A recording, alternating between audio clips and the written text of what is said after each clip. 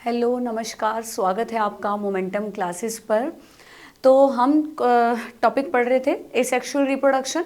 तो कल के लेक्चर में हमने types of asexual reproduction discuss कर लिया है, जिसमें हमने पढ़ा है binary fission, multiple fission, budding और क्या था, बडिंग के बाद क्या था, asexual reproduction through spore formation, fragmentation and regeneration.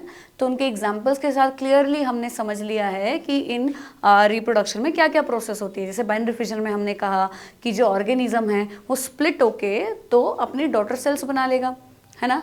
Multiple fission में वही क्या होता है, मल्टीपल डॉटर सेल्स बनती है। होता ये है कि अनफेवरेबल कंडीशंस के दौरान वो अपने चारों तरफ सिस्ट की एक लेयर बना लेते हैं, अंदर ही अंदर वो उसका जो न्यूक्लियस है वो डिवाइड होता रहता है, अपने चारों तरफ साइटोप्लाज्म न्यूक्लियर मेम्ब्रेन डेवलप कर लेता है। और जैसे ही फेवरेबल कंडीशंस आती है तो वही सिस्ट ब्रेक होने के बाद ये डॉटर सेल्स बाहर रिलीज होकर एक नए ऑर्गेनिज्म को जन्म देती है। फ्रेगमेंटेशन में हमने क्या पढ़ा है कि ऑर्गेनिज्म छोटे छोटे पीसेस में, फ्रेगमेंट्स में टूट जाता है। प्लांट्स में कॉमन है, ठीक है, हालांकि हाइड्रा में भी होता है जो कि एक एनिमल है। तो जो प्लांट है वो छोटे छोटे पीसेस में ब्रेक हो जाता है, छोटे छोटे फ्रेगमेंट्स में ब्रेक हो जाता है, and each fragment will give rise to a new individual. ठीक। बडिंग में हमने पढ़ा था कि एक छोटी सी बड निकलती है, छोटी सी आउटग्रोथ बनती है, वो मैच्योर होने के बाद अपना पेरेंट बॉडी से डिटैच हो जाती है और उससे एक नया ऑर्गेनिज्म जन्म लेता है। ठीक है, इन सभी टॉपिक्स को एक बार रिवाइज कीजिएगा, पढ़िएगा ध्यान से। तो नेक्स्ट एसेक्सुअल रिप्रोडक्शन का ही हम पार्ट पढ़ने वाले हैं, vegetative propagation. Vegetative propagation,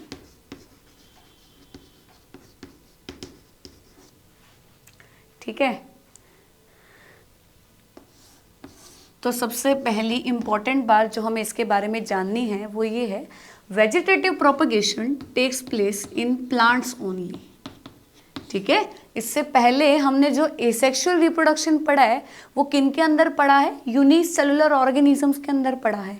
unicellular, हालांकि मल्टी सेलुलर भी थे, जैसे कि हाइड्रा हमने पढ़ा है वो मल्टी सेलुलर है, बट वो लो कैटेगरी के एनिमल है, लो कैटेगरी के ऑर्गेनिजम्स हैं। ठीक है, जो वेजिटेटिव प्रोपगेशन होता है बेटा वो प्लांट्स के अंदर होता है, और सरप्राइजिंगली ये उन प्लांट्स के अंदर होता है जो कि अपने हायर कैटेगरी के हैं, जिनके पास रूट नाम की चीज़ है, स्टेम है, लीव्स है। हायर प्लांट में भी सेक्सुअल एसेक्सुअल रिप्रोडक्शन हो रहा है, और उस एसेक्सुअल रिप्रोडक्शन को हमने यहाँ क्या कहा है, वेजिटेटिव प्रोपगेशन। ठीक है, क्या समझे हम ये समझे कि vegetative propagation it's a kind of asexual reproduction in plants. और यहाँ पे कोई छोटे मोटे प्लांट की बात नहीं हो रही है, यहाँ पे एल्गी की बात नहीं हो रही है, यहाँ पे किसी ब्रायोफाइटा की बात नहीं हो रही है, यहाँ पे हायर प्लांट की बात हो रही है, जिनके पास वेल डेवलप्ड रूट, स्टेम और लीव्स हैं। ठीक है, तो इन्हीं पार्ट से एक नया प्लांट ग्रो करने वाला, एक नया प्लांट जन्म लेने वाला है, बिना गैमेट्स बनाए, बिना गैमेट के फ्यूजन के, बिना जाइगोट बने एक नया प्लांट जन्म लेने वाला है। इसीलिए हमने क्या कहा है कि ये एक तरह का एसेक्सुअल रिप्रोडक्शन है। क्या कहा, प्लांट के ही किसी पार्ट से, रूट से या स्टेम से या लीव से एक नया प्लांट जन्म लेगा विदाउट इन्वॉल्विंग गैमेट्स। ठीक है, हम हमेशा यही पढ़ते हैं ना कि जो अपने हायर ऑर्गेनिजम्स होते हैं उनके अंदर सेक्सुअल रिप्रोडक्शन ज़्यादा कॉमन है ना। उनमें गैमेट आपस में फ्यूज करते हैं, जाइगोट बनता है, जाइगोट से फिर एम्ब्रियो बनता है।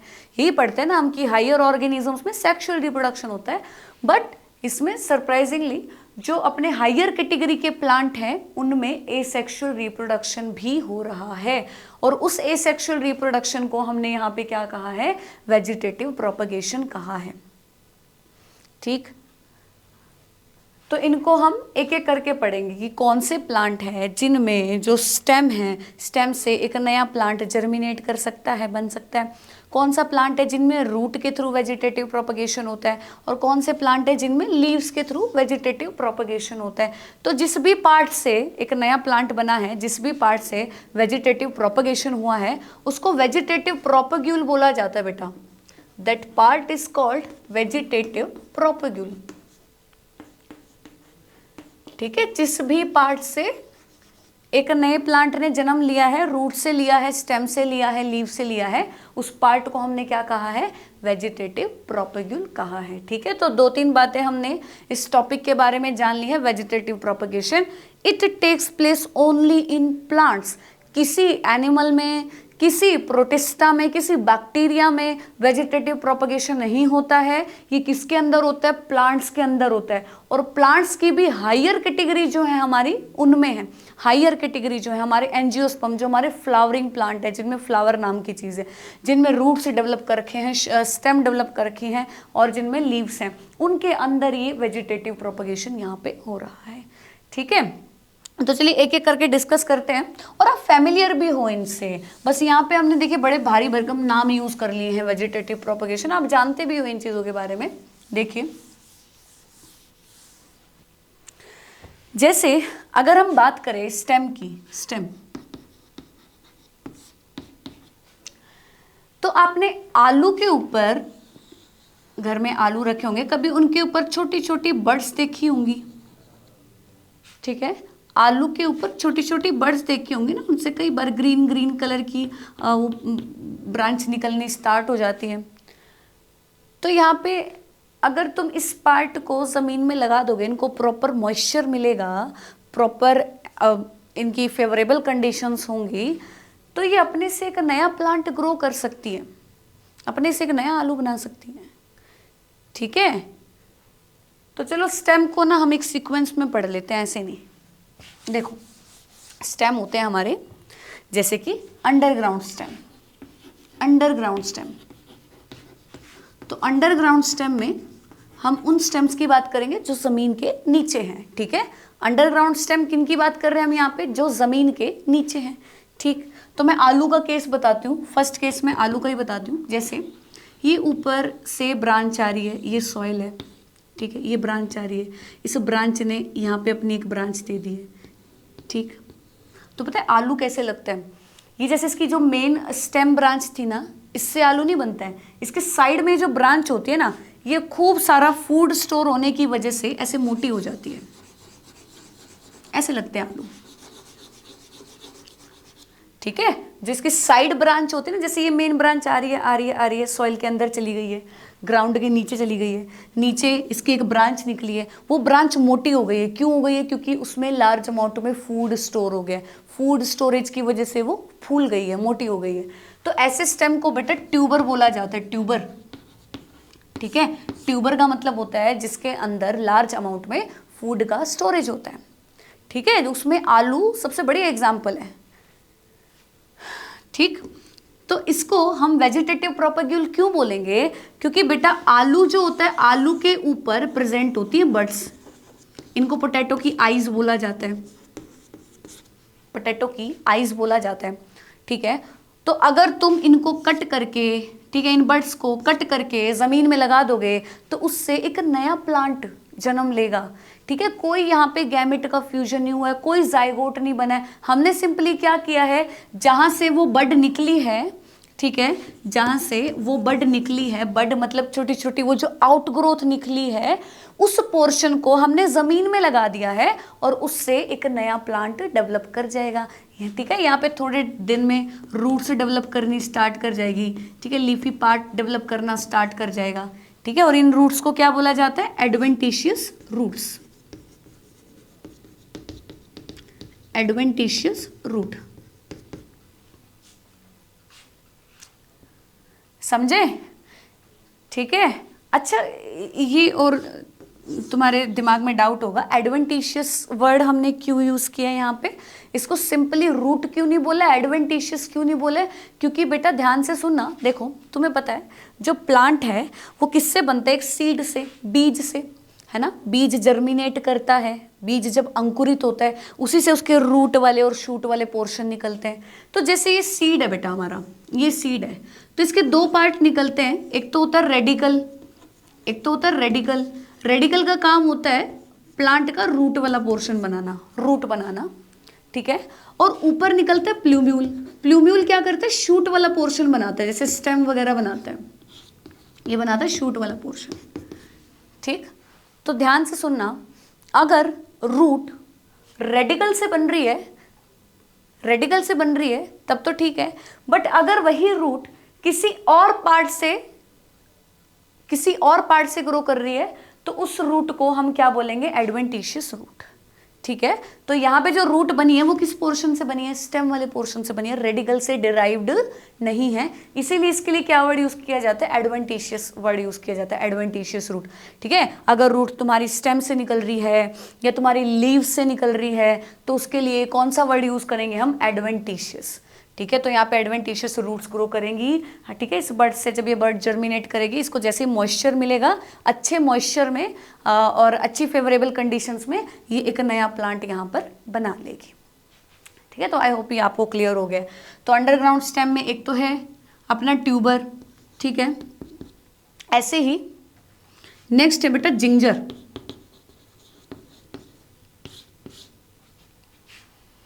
ठीक है, जिंजर एग्जाम्पल है राइजोम का। ये स्टेम के टाइप है बेटा। पहला टाइप क्या बताया, ट्यूबर। ट्यूबर की खास बात क्या है कि इसमें खूब सारी अमाउंट में फूड स्टोर होगा, जिसकी वजह से ये ऐसे फूला हुआ होगा ना। दूसरा जो स्टेम का टाइप है वो है राइजोम, और इसका सबसे बढ़िया एग्जाम्पल है जिंजर। ठीक है, अदरक को कभी तुम ध्यान से देखना भाई, अदरक मेरे को ठीक ठाक सी ही बनानी, ऐसी ही होती है ना, उबड़ खाबड़ सी, जैसे अदरक।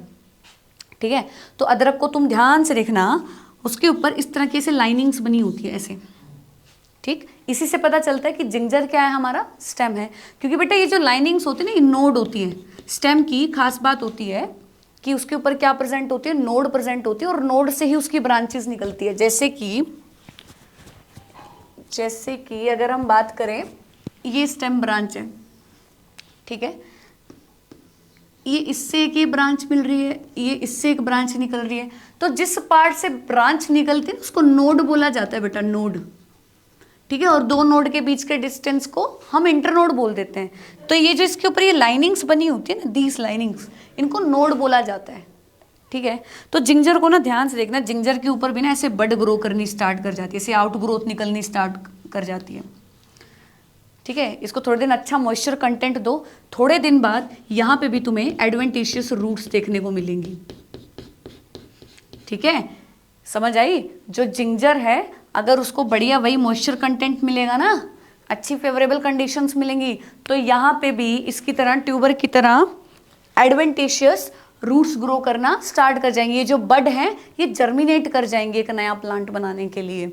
ठीक, तो राइजोम का एग्जाम्पल क्या, जिंजर।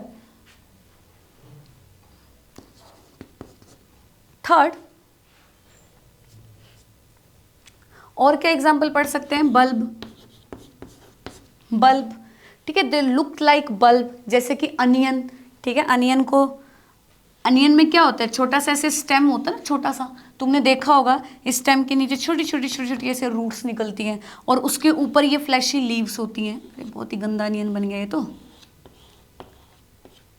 ठीक है, जैसे ये इसका जो स्टेम होता है ना, वो हाईली रिड्यूस्ड होता है, डिस्क शेप होता है, डिस्क जैसा होता है, छोटा सा स्टेम होता है, और इसके नीचे छोटी छोटी एडवेंटिशियस रूट्स निकलनी स्टार्ट हो जाती है।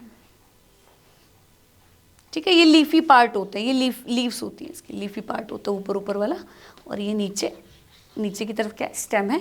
ठीक है, अच्छी फेवरेबल कंडीशंस मिलेंगी, again it starts growing roots. ठीक है, तो ये किसका एग्जाम्पल है, अनियन का, अनियन और गार्लिक। ठीक है, तो ये हमारे बल्ब के एग्जाम्पल हैं। तो ये सारे हमने अंडरग्राउंड स्टेम पढ़े बेटा।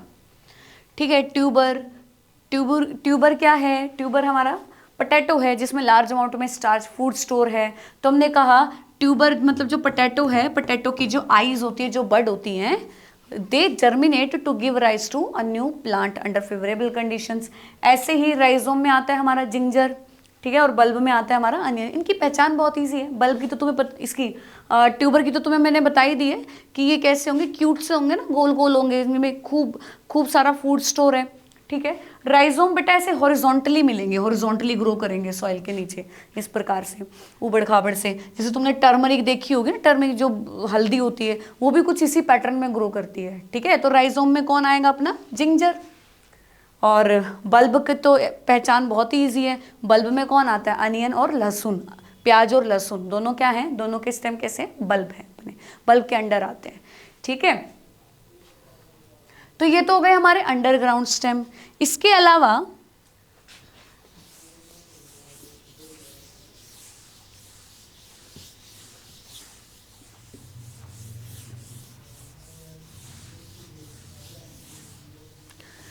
नेक्स्ट जो स्टेम की कैटेगरी है वो है sub aerial stem. Sub aerial, ठीक है। सब एरियल स्टेम का मतलब होता है बेटा, ना तो ये जमीन के बिल्कुल नीचे ही ग्रो कर रहे हैं, ना ये जमीन पे बिल्कुल सीधे खड़े हैं, ये रन करते हैं ऐसे, ठीक है, ऐसे जमीन पे हॉरिजॉन्टली रन करते हैं, तो इनको बोला जाता है सब एरियल।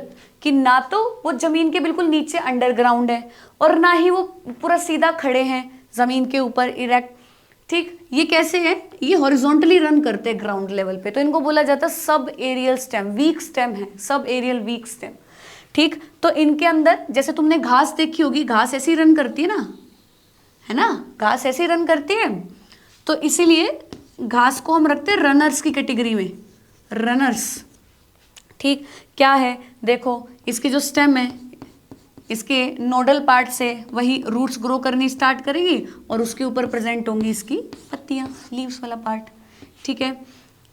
जैसे ही रेनी सीजन आता है तो आपने देखा होगा अच्छी वाटर कंडीशंस में इनका जो स्टेम है वो ग्रो करना स्टार्ट करता है, ऐसे हॉरिजॉन्टली रन करना स्टार्ट करता है, ठीक है। यहाँ से रूट्स निकलनी स्टार्ट होते हैं और हरी भरी घास हमें ग्राउंड पे देखने को मिलती है, ठीक है। तो जैसे इसका जो स्टेम है, भाई धूप पड़ रही है, बहुत ज़्यादा गर्मी है, कंडीशंस फेवरेबल नहीं है, तो ये बड तो बना लेता है, बट उसको ग्रो करने के लिए, जर्मिनेट करने के लिए फेवरेबल कंडीशंस चाहिए, है ना, अच्छा हवा पानी चाहिए। तो जब बारिश का मौसम होता है तो उस दौरान उन्हें खूब अच्छा हवा पानी मिलता है, फेवरेबल कंडीशंस मिलती है, तो उस दौरान यही जो बड है ये जर्मिनेट करके आगे, ये जो स्टेम है इसका, ये आगे क्या करता है, एडवेंटिशियस रूट्स ग्रो करनी स्टार्ट कर देता है और उससे जो है ये आगे बढ़ना स्टार्ट होता है, तो इनको क्या बोला जाता है, रनर्स बोला जाता है। तो रनर्स में हम किसका एग्जांपल पढ़ते हैं, डूब ग्रास का, ठीक। यहां पे भी रूट्स कैसी है, एडवेंटिशियस है, क्यों, किससे डिराइव्ड है, स्टेम से डिराइव्ड है, ये जो हॉरिजॉन्टल स्टेम है इससे डिराइव्ड है इसकी जो रूट्स है, ठीक है। ऐसा ही पैटर्न देखने को मिलता है ऑफसेट के अंदर, ऑफसेट स्टेम के अंदर देखो उनका भी बेटा स्टेम ऐसे ही होता है, ऐसे ही रन करता है इस तरीके से, उनका भी स्टेम ऐसे ही होता है। बस फर्क ये होता है कि एक तो उनकी स्टेम की जो थिकनेस होती है इनसे ज़्यादा होती है, ठीक। और दूसरी बात, उनकी जो पत्तियां होती है ना बहुत सुंदर सुंदर ऐसे टफ्ट में ग्रो करती है, गुच्छों में ग्रो करती है, इस तरह से टफ्ट ऑफ लीव्स मिलते हैं ऐसे,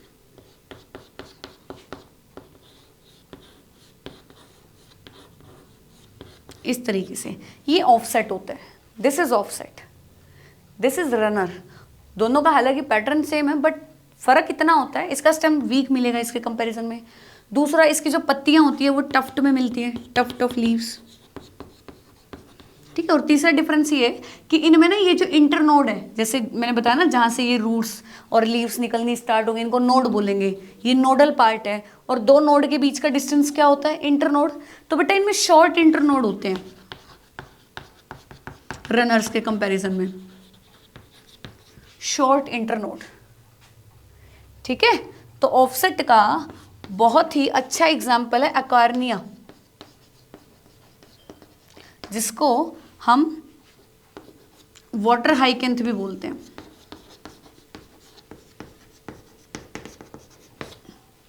वाटर हाइकेंथ भी बोलते हैं, ठीक है। बहुत प्रॉब्लम क्रिएट की थी एक्चुअली, जो वाटर हाइकेंथ है ना हमारे इंडिया की स्पीशीज नहीं है, इसको बाहर से लाया गया था, ठीक है। इसके सुंदर सुंदर फूल की वजह से, इसका जो फूल है ना बताया ना टफ्ट में ग्रो करते हैं, बहुत सुंदर दिखते हैं, तो इसको लगाया तो इसीलिए गया था कि भाई चलो अच्छे हैं, आकर्षक फूल हैं, आकर्षक पेड़ है ये, पेड़ क्या बोले, ठीक है, प्लांट अच्छे हैं ये, तो इसीलिए इनको लगाया गया था। बट प्रॉब्लम क्या हुई, अब मैंने बताया इनमें जैसे ही फेवरेबल कंडीशंस आएंगी तो इसका जो स्टेम है वो थोड़े ही टाइम में बहुत ज़्यादा ग्रो कर जाएगा, वेजिटेटिवली प्रोपेगेट कर जाएगा, है ना। ये हमने समझा ना कि इनको देखो इनमें सेक्सुअल रिप्रोडक्शन तो होता है ऑफकोर्स, इतने सुंदर फूल हैं, इंसेक्ट्स तो ऑफकोर्स अट्रैक्ट होंगे ना पोलन ग्रेन ले जाने के लिए, सेक्सुअल रिप्रोडक्शन तो होता ही है, उसके अलावा भी ना यहाँ पे जो इसका स्टेम है बिना सेक्सुअल रिप्रोडक्शन के भी ग्रो कर रहा है वेजिटेटिव प्रोपगेशन के थ्रू। जैसे ही फेवरेबल कंडीशन मिल रही है वैसे ही यहाँ पे ग्रो कर रहा है ना। तो इसीलिए ये कम ही टाइम में बहुत ज़्यादा फैल गया और इसने वाटर बॉडीज को एकदम क्लॉग कर दिया। ठीक है, अब पानी में देखो एक तो पहले ही डिजॉल्व ऑक्सीजन कम होती है, ऊपर से इसने खींच ली बेचारे ने। ये तो बेचारा नहीं है, खैर एक्वेटिक ऑर्गेनिजम्स बेचारे हैं, है ना, उनको तो ऑक्सीजन की कमी हो जाएगी ना। इसने पूरे वाटर बॉडीज को क्लॉग कर दिया वहाँ पे, इसीलिए इसको टेरर ऑफ बंगाल भी बोला जाता है। This is also known as terror of Bengal. जो वाटर हाइकेंथ है इसी कारण से उसको टेरर ऑफ बंगाल भी बोलते हैं, क्योंकि इसने वहाँ पे क्या किया, जितनी वाटर बॉडीज उसको क्लॉग कर दिया था। एक्वेटिक ऑर्गेनिजम्स हैं बेचारे, उनको ऑक्सीजन की कमी पड़ गई थी जिसकी वजह से उनकी डेथ होने लगी थी। ठीक है, so this is all about offset. तो रनर के बारे में हमने क्या पढ़ा, रनर और ऑफसेट दोनों का पैटर्न सेम है, हॉरिजॉन्टल पैटर्न है दोनों का, बट फर्क ये है कि इनमें इंटरनोड ज़्यादा लॉन्ग होते हैं और इनमें शॉर्ट इंटरनोड होते हैं। इनमें टफ्ट में लीव्स ग्रो करती है और इनका जो ये होता है ऑफसेट होता है, स्टेम होता है, ये इनके कंपैरिजन में ज़्यादा थिक होता है। ठीक है, तो अब हम ये सब एरियल के पार्ट पढ़ रहे हैं कि जो ज़मीन के ना तो बिल्कुल नीचे हैं, ठीक है, और ना ही इरेक्ट खड़े हैं अपना बाकी प्लांट्स के तरह। ठीक, सो रनर, ऑफसेट। नेक्स्ट एग्जाम्पल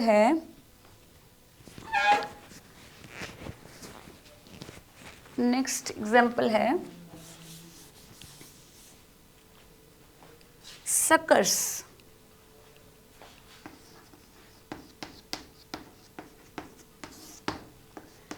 देखो सकर्स का क्या पैटर्न होता है, जैसे ये प्लांट है, ये प्लांट आ रहा है, इसकी मेन ब्रांच है, ये ज़मीन के नीचे है ऐसे। ठीक, तो ये पता है कैसे ग्रो करते हैं, जैसे बेस ऑफ स्टेम है, ये नीचे से ऐसे ग्रो करना स्टार्ट करते हैं और फिर ऊपर आ जाते हैं इस प्रकार से, ऐसे पैटर्न है इनका। ठीक है, जैसे बेस ऑफ स्टेम से नीचे से ग्रो करना स्टार्ट करेंगे, then they will come obliquely outward, ऐसे इस तरह से ओब्लिकली, ऐसे तिरछे ऐसे ऊपर आते हैं, ओब्लिकली अपवर्ड। ठीक है, और आगे जाके अपना लीफलेट्स। तो ये पैटर्न है किसका, सकर्स का। ठीक है, नीचे बेस ऑफ स्टेम से स्टार्ट होते हैं और फिर धीरे धीरे करके ऊपर आना स्टार्ट करते हैं ऐसे। तो इनको बोलते हैं हम क्या, सकर्स। एग्जाम्पल पढ़ना है इसका, पाइनएप्पल एंड क्राइजेंथेमम। क्राइजेंथेमम, गुलबंदी, पता नहीं क्या अजीब सा नाम है इसका, क्राइजेंथेमम। ठीक है, एक लास्ट और कैटेगरी बची है सब एरियल स्टेम की, जिनको बोला जाता है स्टोलोन। ठीक है, स्टोलोन। स्टोलोन का क्या पैटर्न होता है, देखो जैसे ये मेन ब्रांच है, ठीक है, ये अपना मेन ब्रांच नीचे ग्रो की हुई है, तो स्टोलोन का पैटर्न ये होता है बेटा, ये भी बेस से ही निकलता है ऐसे। ठीक है, इसका पैटर्न देखना कैसे, बेस से निकलेगा, सीधा सीधा सीधा जाएगा, हॉरिजॉन्टली जाएगा, फिर उसके बाद ऊपर जाएगा, ऊपर जाने के बाद फिर नीचे की तरफ आर्च हो जाएगा, बेंड हो जाएगा। तो स्टोलोन का आर्च पैटर्न होता है बेटा। ठीक है, first they grow from base of stem, then they move obliquely upward and then they arches downward. ऐसे आर्च्ड पैटर्न होता है, डंडी ऐसे आर्च्ड होती है इनकी, तो इनको क्या बोला जाता है, स्टोलोन। जैसे ये तो ऐसे ग्रो किए थे ओब्लिकली अपवर्ड, नीचे बेंट नहीं किए थे ना बाद में, इनका क्या पैटर्न होता है, they first they run horizontally, then they come upward and then they arches it downward to soil. तो इनको हम क्या बोलते हैं, स्टोलोन्स बोलते हैं। मिंट देखा होगा, पुदीने की डालियां आपने देखी होंगी, ऐसी होती है ना टेढ़ी सी, तो इसका एग्जाम्पल क्या है, मिंट, मिंट एंड जैस्मिन।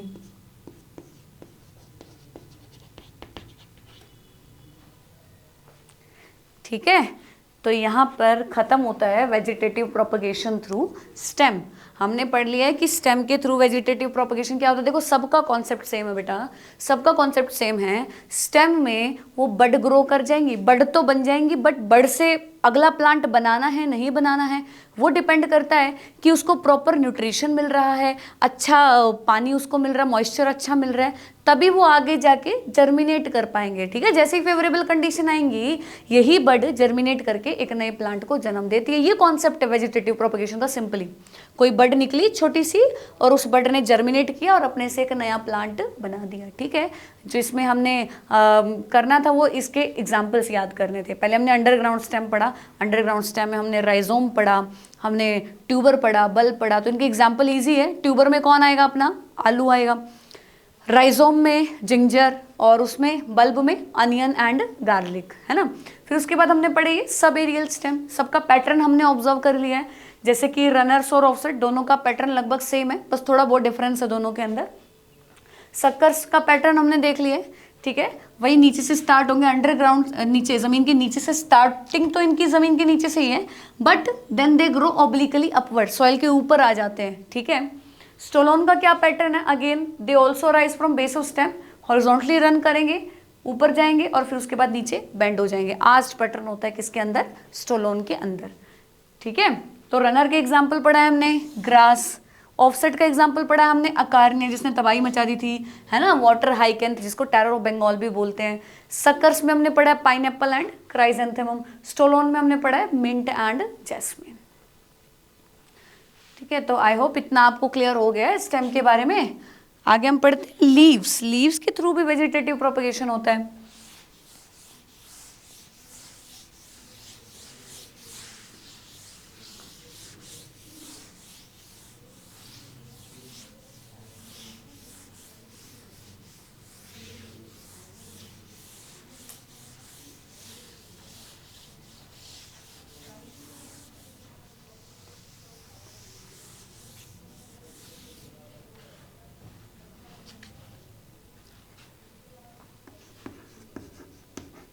तो देखो लीव्स के थ्रू वेजिटेटिव प्रोपगेशन होता है ब्रायोफाइलम के अंदर।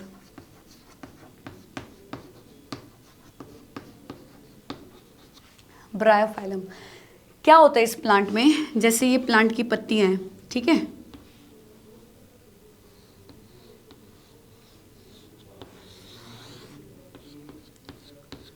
तो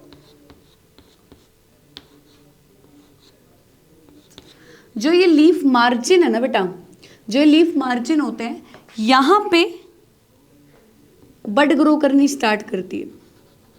ठीक है, लीफ के मार्जिन्स पे है, थोड़े टाइम में दे जर्मिनेट और वहाँ पे छोटी छोटी रूट्स और लीफलेट्स निकलनी स्टार्ट हो जाती हैं। ठीक है, क्या ही बन गई है, इनमें जो छोटी छोटी रूट्स हैं वो ग्रो करेंगी और छोटी छोटी पत्तियाँ आनी स्टार्ट हो जाएंगी, लीफलेट्स आनी स्टार्ट हो जाएंगी। जैसे ही ये पत्ती ज़मीन पे गिरेंगी, ये पूरी की पूरी पत्ती या फिर इतना ये जो पार्ट है इसका, ये जैसे ही सॉइल के अंदर गिरेगा it will give rise to a new plant. ठीक है, so this is vegetative propagation through leaves. क्या बताया कि इनके मार्जिन्स पे वही लीफ पे क्या बनेगी, बड बनेगी। पैटर्न वही है जो हमने स्टेम में पढ़ा था, बड बनेगी। ठीक है, और वो जो बड है फिर उससे धीरे धीरे एडवेंटिशियस रूट, पता है क्यों बोला एडवेंटिशियस रूट, क्योंकि रेडिकल से राइज नहीं हुई है, एडवेंटिशियस रूट्स निकलनी स्टार्ट होंगी, फिर छोटी छोटी पत्तियां निकलनी स्टार्ट होंगी जिनको हम बोलेंगे लीफलेट्स। ठीक, थोड़े टाइम बाद ये पत्ती नीचे गिरेगी या फिर ये डिटैच हो जाएगी जब इससे लीव से, तो it will give rise to a new plant. ठीक है, this is vegetative propagation through leaves. तो ब्रायोफाइलम एक और एग्जांपल इसका बेगोनिया।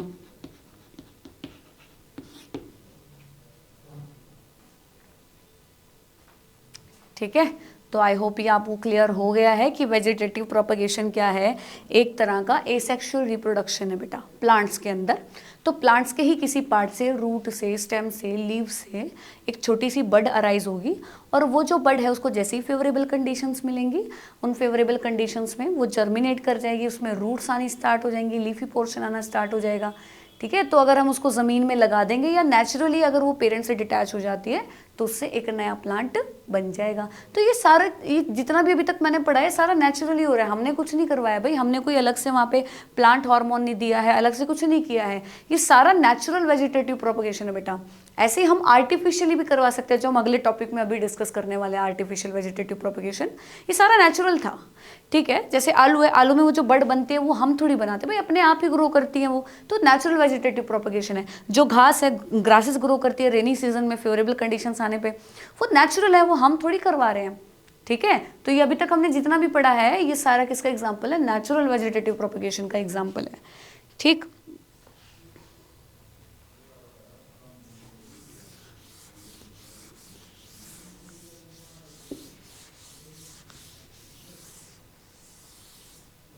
हाँ, अगर रूट्स का एग्जाम्पल पूछे तो रूट्स के थ्रू वेजिटेटिव प्रोपगेशन इनके कंपैरिजन में कम होता है।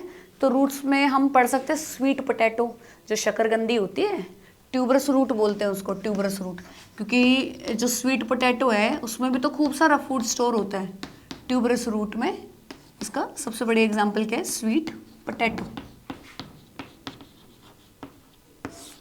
स्वीट पोटैटो, ठीक है। पैटर्न वही रहेगा सेम, ठीक। बड ग्रो करवाओ, एडवेंटिशियस रूट्स उससे निकलनी स्टार्ट हो जाएगी, जैसे ही हम उसको सॉइल में लगाएंगे, ठीक है, फेवरेबल कंडीशंस मिलेगी, it will germinate to give rise to a new plant, ठीक है। सेम पैटर्न है वही, ठीक। एग्जाम्पल हमें इसका एक ही याद करोगे, स्वीट पोटैटो। चलिए, यहाँ तक मैंने बताया कि ये सभी की सभी क्या थे, नेचुरल वेजिटेटिव प्रोपगेशन था। अब हम बात करते हैं आर्टिफिशियल वेजिटेटिव प्रोपगेशन की। Artificial vegetative propagation,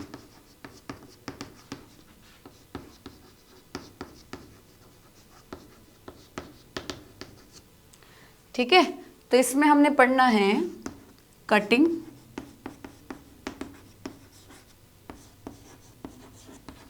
layering and grafting,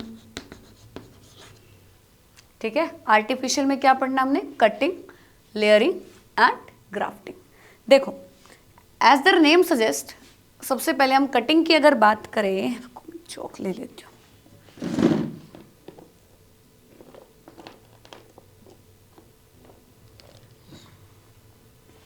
अगर हम कटिंग की बात करें, कुछ नहीं करना है, देखो प्लांट की कटिंग्स का यूज करेंगे। तुम स्टेम कटिंग यूज कर रहे हो, रूट कटिंग यूज कर रहे हो, या फिर लीव्स कटिंग यूज कर रहे हो, मतलब प्लांट का कोई भी पार्ट, प्लांट का कोई भी पार्ट, ठीक है। उसको तुम क्या करो, उसको तुम सॉइल के अंदर लगा दो, उस कटेड पार्ट को, ठीक है। और फिर उसको अच्छे से न्यूट्रिएंट्स दे दो, अच्छे न्यूट्रिएंट्स दे दो। थोड़े टाइम में क्या होगा, उस कटेड पार्ट से नई नई रूट्स निकलनी स्टार्ट हो जाएंगी, ठीक है। और आगे वाला पोर्शन तो अपना बढ़ ही रहा है। जैसे रोज़ है, तो रोज़ का एक स्टेम का पार्ट तुम कट कर लो, छोटी सी टहनी उसकी कट कर लो, ठीक है। उसके ऊपर अपना कुछ बर्ड्स होनी चाहिए, कुछ लीफलेट्स होने चाहिए, देखो ज़रूरी है ना। और उसको फिर तुम डाल दो किसी न्यूट्रिएंट सॉल्यूशन के अंदर या फिर सॉइल के अंदर, ठीक। तो थोड़े टाइम में क्या होगा, जो उसका स्टेम का वो जो कटेड पार्ट है, इट स्टार्ट्स डेवलपिंग रूट्स, ठीक है। तो ये अब हमारा नया प्लांट बन चुका है। मेथड समझ में आया। मेथड में हमने क्या किया है कि हम प्लांट के कटिंग्स यूज करेंगे, प्लांट का कोई भी पार्ट यूज करेंगे, उसको हम न्यूट्रिएंट सॉल्यूशन में डालेंगे, और न्यूट्रिएंट सॉल्यूशन में डालने के बाद या फिर सॉइल में लगाने के बाद they will give rise to a new plant. This is simply cutting, ठीक है। तो रोज में बहुत कॉमन है।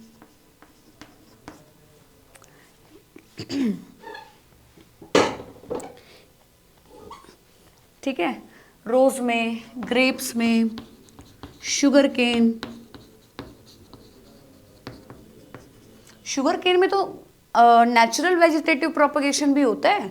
शुगर केन जो गन्ना होता है उसमें आपने देखा हो नीचे जो ये नोडल पार्ट होता है, यहाँ पे छोटी छोटी रूट्स ग्रो करती रहती है, जो लोअर नोडल एरिया होता है, तो उसमें तो कटिंग बहुत बढ़िया है ना।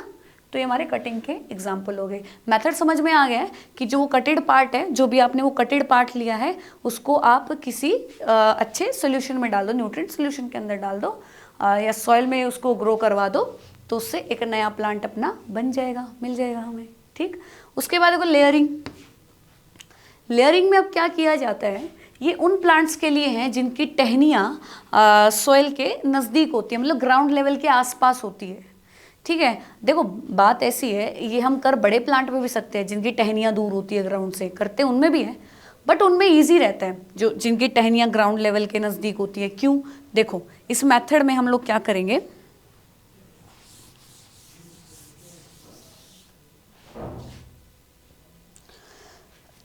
जैसे जैस्मिन में आपने देखा हो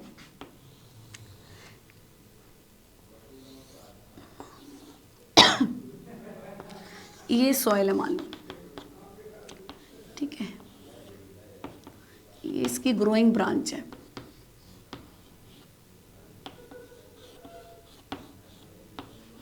ग्रोइंग पार्ट है ये सारे। ठीक, हमें करना क्या है, इसकी जो लोअर मोस्ट टहनी है जो ग्राउंड के नजदीक है, इसको ऐसे खींच के we would pulled down this branch, इस ब्रांच को ऐसे नीचे पुल करके सॉइल के कांटेक्ट में ले आएंगे, सॉइल के अंदर दबा देंगे।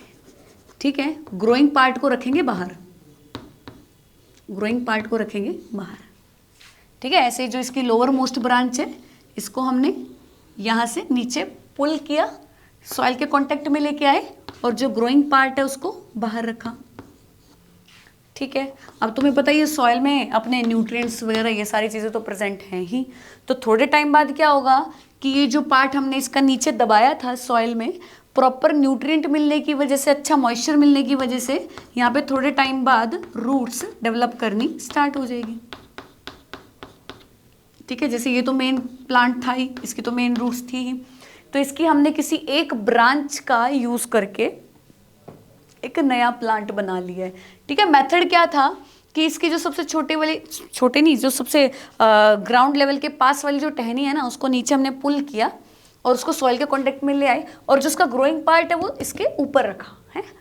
थोड़े दिन में क्या होगा, यहाँ पे रूट्स डेवलप करनी स्टार्ट हो जाएंगी। अब ये अलग प्लांट बना दिया हमने, है ना, देखो इस एक ही प्लांट से हमने 2 नए प्लांट डेवलप कर दिए। अब तुम इसको अलग से यहाँ से काट के सॉइल में लगा सकते हो, ये एक नया प्लांट बन चुका है यहाँ पे।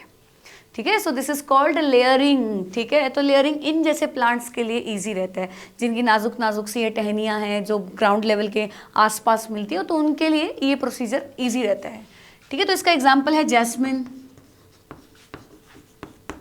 जैस्मिन, और ये जो हमारी रास्पबेरी हो गई, है ना, रास्पबेरी, स्ट्रॉबेरी, इन सब में लेयरिंग के थ्रू हम वेजिटेटिव प्रोपगेशन कर सकते हैं। ठीक है, इसके अलावा लेमन, गुआवा, ठीक, सो this is all about layering. इसके बाद नेक्स्ट है ग्राफ्टिंग।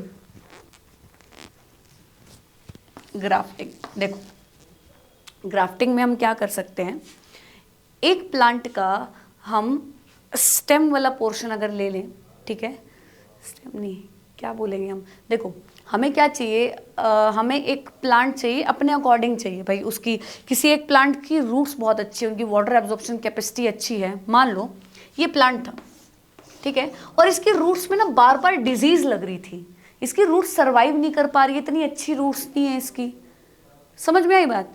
तो हम इसमें क्या करेंगे, किसी और प्लांट की रूट वाला पोर्शन और किसी और प्लांट का शूट वाला पोर्शन आपस में जोड़ देंगे, उसको बोला जाता है ग्राफ्टिंग। मतलब हम अपनी पसंद का प्लांट यहाँ पे ग्रो करवा सकते हैं। ठीक है, एक प्लांट का, तो इसको इरेज कर देती हूँ मैं, डस्टर कहाँ है, डस्टर,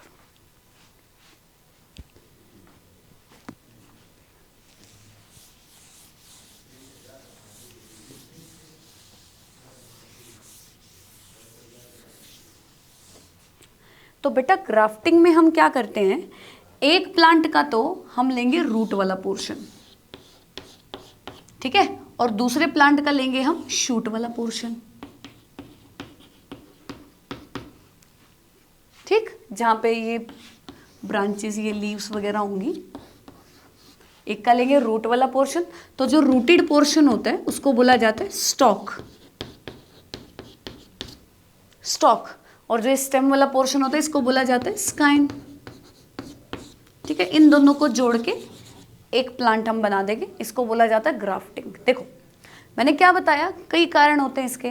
किसी प्लांट पे मान लो उसकी जो रूट्स हैं, उसकी रूट्स की वाटर एब्जॉर्प्शन कैपेसिटी इतनी अच्छी नहीं है, बार बार बीमारियां लग रही हैं, ठीक है, अच्छा एबायोटिक स्ट्रेस को वो टॉलरेट नहीं कर पा रही हैं, तो हम क्या कर सकते हैं, किसी ऐसे प्लांट की रूट सिस्टम उठा सकते हैं जिनमें ये सारी कमियां ना हो, ठीक है, जिसकी वाटर एब्जॉर्प्शन कैपेसिटी अच्छी हो, डिजीज रेजिस्टेंट हो, ठीक है। तो ऐसे प्लांट की रूटेड पार्ट को हम उठा सकते हैं। ऐसा नहीं है कि तुम अलग से सिर्फ रूट को उठा ले आओ, रूट के साथ थोड़ा बहुत स्टेम भी चाहिएगा ना भाई, जोड़ना है ना, दूसरे प्लांट का स्टेम भी तो जोड़ना है ना उसके साथ, तो उसका थोड़ा बहुत स्टेम वाला पोर्शन भी उठा के लेके आएंगे हम, ठीक है, और उसको हम जोड़ देंगे किसी प्लांट के शूट वाले पोर्शन से, स्टेम वाले पोर्शन से, तो इसको बोला जाता है ग्राफ्टिंग, ठीक है।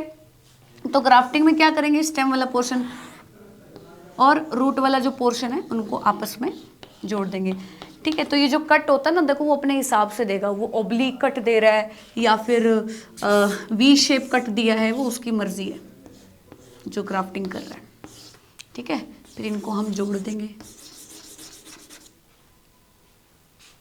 ठीक। ध्यान क्या रखना है, ध्यान ये रखना है बेटा कि देखो ये जो प्रोसीजर है ना, ये हम देखो, तुम ऐसा नहीं है कि किसी भी प्लांट को जोड़ सकते हो, किसी भी प्लांट की रूट्स को उठा के तुम अपना किसी के भी स्टेम के साथ जोड़ सकते हो, देखो ऐसा नहीं हो सकता है। प्लांट के बीच में जिसका भी आप स्टेम और रूट ले रहे हो, उनकी फैमिली सेम होनी चाहिए, एटलीस्ट उनके बीच में कुछ रिलेशन होना चाहिए। ऐसा नहीं है कि चलो आज तो ग्रेप्स को हम उसके साथ गेहूं के साथ जोड़ के देखते हैं क्या बनता है, तो ऐसा नहीं होता है, ठीक है। तुम उसको एप्पल को उसके साथ नींबू के साथ जोड़ के क्या कुछ नई चीज़ बना रहे हैं, ऐसा नहीं होता बेटा।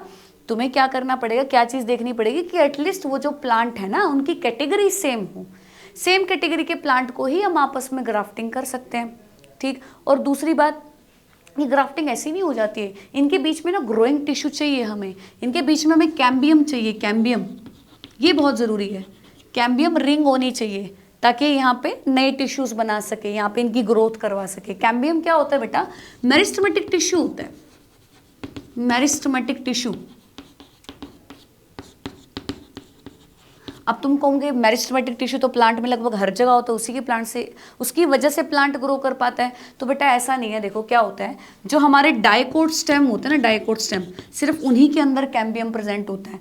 कैम्बियम का मतलब होता है जो वास्कुलर बंडल है ना, मतलब कि जो जाइलम फ्लोएम है प्लांट का, जाइलम फ्लोएम है, उन दोनों के बीच में ये मेरिस्टेमेटिक टिश्यू होना चाहिए, उसको बोला जाता है कैम्बियम, ठीक है। इस कैम्बियम की वजह से ही जो हमारे डाइकोट प्लांट होते हैं ना, उनके स्टेम की गर्थ बढ़ती है, उनकी चौड़ाई बढ़ती है, ठीक। मोनोकोट स्टेम में ये कैम्बियम नाम की चीज एब्सेंट होती है। मोनोकोट स्टेम जैसे कि गेहूं का देख लो, कभी तुमने देखी है गेहूं के स्टेम की चौड़ाई बढ़ते हो, भाई वो नाजुक सा होता है क्योंकि वो मोनोकोट है, उसमें कैम्बियम नहीं होता है, कैम्बियम की वजह से उसकी सेकेंडरी ग्रोथ नहीं हो पाती है, ठीक है। तो इससे हमें ये समझ में आया कि ग्राफ्टिंग हम किसके अंदर कर सकते हैं, सिर्फ डाइकोट प्लांट्स के अंदर कर सकते हैं, क्योंकि उनके पास क्या प्रेजेंट होता है, उनके पास कैम्बियम प्रेजेंट होता है बेटा, इंटैक्ट कैम्बियम होता है, ठीक है। जबकि मोनोकोट्स के पास कैम्बियम प्रेजेंट नहीं होता है, इसीलिए हम उसमें ग्राफ्टिंग परफॉर्म नहीं कर सकते, ठीक है। तो आई होप ये चीज़ आपको क्लियर हो गई होगी।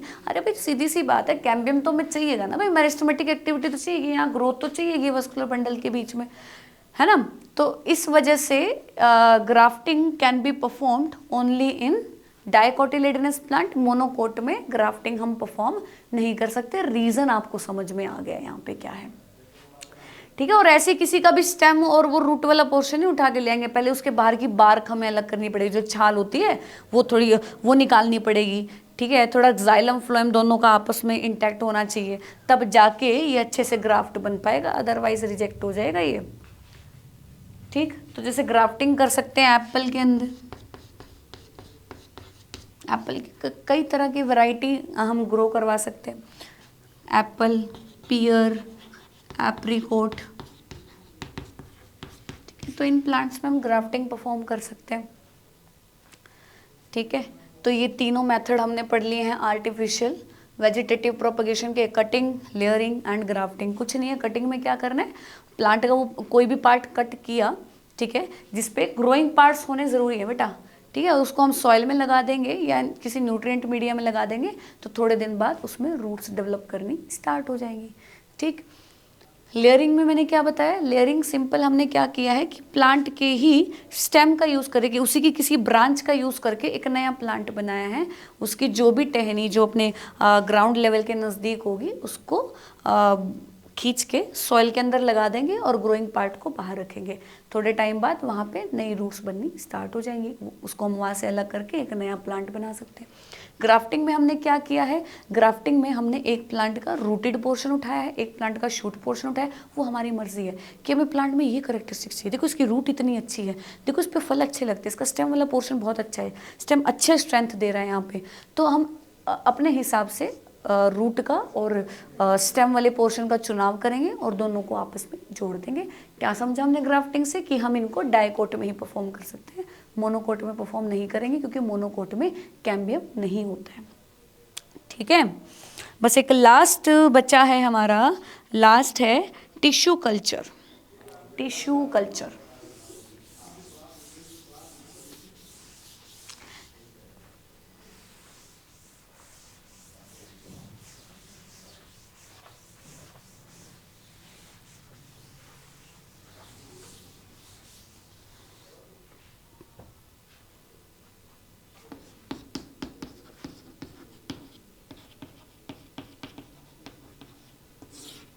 कल्चर का मतलब क्या होता है कि कल्चर लगा दिए, कल्चर मतलब किसी न्यूट्रिएंट मीडिया को बोल देते हैं बेटा।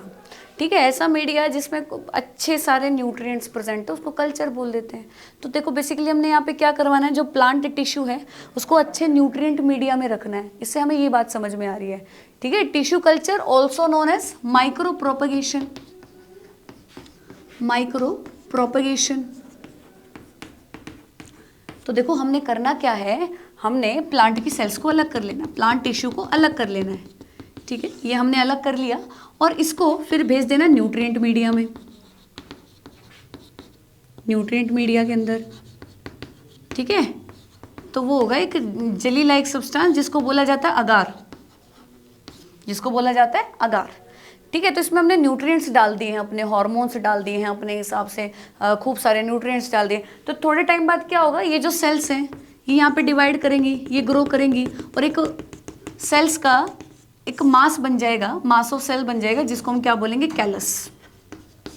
कैलस, कैलस का मतलब है ग्रुप ऑफ सेल सिंपली, जिसमें कोई डिफरेंशिएशन नहीं है कि ये रूट है, ये शूट है, ये क्या है, सिंपल सेल्स का गुच्छा है और कुछ नहीं है वो। ठीक है, अब इसको हम फिर हमें भेजेंगे। ठीक है, इस कल्चर के अंदर वही हम जो हार्मोन्स से अपने हिसाब से डालेंगे। मान लो हमने इस कैलस के अंदर रूटिंग प्रमोट करवानी है, रूटिंग, पहले रूट बनाए तो अच्छा है ना, तभी तो न्यूट्रिएंट जाएगा अगले पार्ट्स में।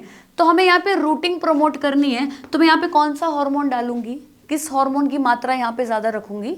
याद करो हमने प्लांट हार्मोन वाले उसमें पढ़ा था, टॉपिक में पढ़ा था कि ऑक्सिन हार्मोन जो है वो रूटिंग प्रमोट करवाता है, तो मैं यहाँ पे कौन सा हार्मोन डालना पसंद करूँगी, ऑक्सिन। तो यहाँ पे धीरे धीरे जो रूट्स हैं वो ग्रो करनी स्टार्ट हो जाएंगी। ठीक है, ऐसे ही फिर मैं इसको ऐसे न्यूट्रिएंट मीडिया में डालूँ जहाँ पर मुझे इसका शूट वाला पोर्शन अब इंड्यूस करवाना है, तो मैं कौन सा हार्मोन डालूंगी। तुम्हें पता है कि शूट प्रमोशन कौन सा हार्मोन करवाता है, साइटोकाइनिन। ठीक है, तो यहाँ पर जब साइटोकाइनिन की मात्रा ज़्यादा होगी तो शूट ग्रो करनी स्टार्ट कर जाएंगी, छोटी छोटी लीफलेट्स यहाँ पे थोड़े दिन में ग्रो करना स्टार्ट कर जाएगी। तो देखो हमने एक कैलस से, प्लांट टिश्यू से एक नया प्लांट ग्रो करवा लिया है। ठीक है, this is also artificial method ना, आर्टिफिशियली हमने एक प्लांट ग्रो करवाया। तो तुम देख रहे हो एफिशिएंसी कितनी है। मान लो उस प्लांट का सीजन भी नहीं है, बिना सीजन के भी हम यहाँ पे प्लांट को ग्रो करवा पा रहे हैं और थोड़े टाइम में बहुत ज़्यादा ग्रो कर पा रहे हैं। तो आई होप आपको सिग्निफिकेंस समझ में आ रही है यहाँ पे आर्टिफिशियल वेजिटेटिव प्रोपगेशन की। चलिए एक बार समराइज भी करेंगे, पहले इस मेथड को समझ लीजिए। हमने क्या कहा कि टिश्यू कल्चर के क्या क्या फ़ायदे यहाँ पे देखने, टिश्यू कल्चर में हमने क्या क्या स्टेप्स पढ़े हैं कि सबसे पहले हमने प्लांट के टिश्यू को अलग किया, प्लांट सेल्स को अलग कर लिया किसी भी पार्ट से, और फिर हमने उसको एक न्यूट्रिएंट मीडिया अगार में ग्रो करवाया। ठीक है, और उसमें खूब सारे न्यूट्रिएंट है, उसकी सेल्स ग्रो करनी स्टार्ट करेंगे तो सेल्स का एक गुच्छा बन जाएगा, एक मास बन जाएगा जिसको हम क्या बोलेंगे, कैलस बोलेंगे। फिर उसके अंदर न्यूट्रिएंट हम अपने हिसाब से डालेंगे। रूटिंग प्रमोट करवानी है, ऑक्सीजन की मात्रा ज़्यादा रखो। साइटोकाइनिन क्या करेगा, शूट प्रमोशन करवाएगा, ठीक है। अगर शूट प्रमोशन करवानी है तो साइटोकाइनिन की मात्रा ज़्यादा रखो। और बाकी जो भी मिनरल आयन जो भी प्लांट को चाहिए वो हम साथ के साथ प्लांट को प्रोवाइड करवा ही रहे हैं। तो धीरे धीरे करके यहाँ पे एक पूरा प्लांट बन के तैयार हो जाएगा, ठीक है, जिसको हम फर्दर ग्रो करवा सकते हैं। तो यहाँ पे हमारा आर्टिफिशियल वेजिटेटिव प्रोपगेशन खत्म होता है। तो आर्टिफिशियल वेजिटेटिव प्रोपगेशन के फायदे क्या क्या हैं? देखो, पहली बात तो आर्टिफिशियल वेजिटेटिव प्रोपगेशन में हमने कहा कि देखो जो स्टेम है उससे, स्टेम से, लीव से, रूट से एक नया प्लांट ग्रो करवा सकते हैं। तो अगर उस प्लांट का मान लो सीजन भी ना हो ना, तब भी हम उसको ग्रो करवा सकते हैं। दूसरी बात, ये जो वेजिटेटिव प्रोपगेशन है हमने पढ़ा, ये एक तरह का एसेक्सुअल रिप्रोडक्शन ही है ना। हम चाहते हैं कि आगे आने वाला जो प्लांट है वो सेम अपने पेरेंट प्लांट जैसा हो, है ना। तो उसके लिए हम क्या करवा सकते हैं, वेजिटेटिव प्रोपगेशन। क्योंकि अगर क्या होगा, गैमेट का फ्यूजन होगा तब तो वेरिएशन आएगी। हो सकता है जो आगे करेक्टर आया है वो डिजायरेबल ना हो, वो हमें नहीं चाहिए उस प्लांट के अंदर वो करेक्टर, अगर हम उसका सेक्सुअल रिप्रोडक्शन करवाएंगे तो वेजिटेटिव प्रोपगेशन से हम सेम उसी प्लांट को ग्रो करवा सकते हैं। मतलब जो पेरेंटल प्लांट था उसी के करेक्टर को उसके बच्चे के अंदर भेज सकते हैं, क्योंकि ये एसेक्सुअल रिप्रोडक्शन ठहरा। और एसेक्सुअल रिप्रोडक्शन में कभी भी वेरिएशन नहीं आती है। और क्या फ़ायदा है, मान लो अब तुम्हारा जो प्लांट है वो सॉइल में ग्रो नहीं कर पा रहा है यार, बार बार उसकी बीमारियां लग रही हैं, ठीक है, डिजीज़ लग रही है उसको बार बार, तो हम अपने हिसाब से प्लांट को ग्रो करवा सकते हैं। जैसे कि तुमने माइक्रो प्रोपगेशन देखा ना, हमने पूरे एक ट्यूब में करवाया, कल्चर मीडिया में प्लांट को ग्रो करवाया, तो वहाँ तो इन्फेक्शन का कोई चांस है ही नहीं। वायरस फ्री प्लांट हमें मिलेंगे यहाँ पे, कॉन्टामिनेशन फ्री प्लांट हमें यहाँ पे मिलेंगे, ठीक है। इन्फेक्शन का कोई चांस नहीं है, हमने बाहर की कोई चीज़ ली नहीं, कोई सॉइल वगैरह लिया ही नहीं, हमने अपने हिसाब से प्लांट को न्यूट्रिएंट दिया है, ठीक है। तो डिजीज़ फ्री प्लांट को हम ग्रो करवा सकते हैं आर्टिफिशियल वेजिटेटिव प्रोपगेशन से। और हमने ग्राफ्टिंग पढ़ा है। ग्राफ्टिंग में हम क्या करते हैं कि जो प्लांट है, जिस भी करेक्टर का प्लांट हमें चाहिए उस हिसाब से हम दो अलग अलग पार्ट्स को आपस में ग्राफ्ट करवाते हैं। मान लो हमें रूट्स किसी प्लांट की अच्छी लगी है कि इसकी बाइंडिंग कैपेसिटी अच्छी है, इसकी वाटर होल्डिंग कैपेसिटी अच्छी है, इसका शूट वाला पोर्शन अच्छा है, स्टेम की स्ट्रेंथ अच्छी है, इस पर फ्रूट्स और लीव्स वगैरह जो हैं जल्दी झड़ती नहीं है, तो मतलब हमें अपने हिसाब के करेक्टर हमें इन प्लांट्स के अंदर मिल जाते हैं ग्राफ्टिंग के थ्रू, ठीक है। तो ये सभी फायदे हैं आर्टिफिशियल वेजिटेटिव प्रोपगेशन के, कि आर्टिफिशियल वेजिटेटिव प्रोपगेशन एक तरह का एसेक्सुअल रिप्रोडक्शन है। तो अगर आप चाहते हो कि आगे आने वाला जो प्लांट है वो सेम अपने पेरेंट जैसा हो, तो हम वेजिटेटिव प्रोपगेशन करवा सकते हैं। या फिर आपको बे सीजन, मतलब आप कब तक वेट करोगे कि भाई पहले उसमें सीड बनेगा, फिर जाके उसके ऊपर फूल लगेंगे, फल लगेंगे, बहुत टाइम लग जाएगा, बहुत टाइम कंज्यूमिंग है। तो इतना टाइम हमारे पास नहीं है भाई, हमें फटाफट से प्रोडक्शन बढ़ानी है, उसको मार्केट में बेचना, खूब पैसा कमाना है। तो उसके लिए हम वेजिटेटिव प्रोपगेशन कर सकते हैं। हम इंतज़ार नहीं करेंगे कि कब इसमें सीड बने, कब इसमें फ्लावर बने और कब जाके इसके ऊपर फ्रूट्स लगे। हम वेजिटेटिव प्रोपगेशन करवा सकते हैं इजीली, है ना।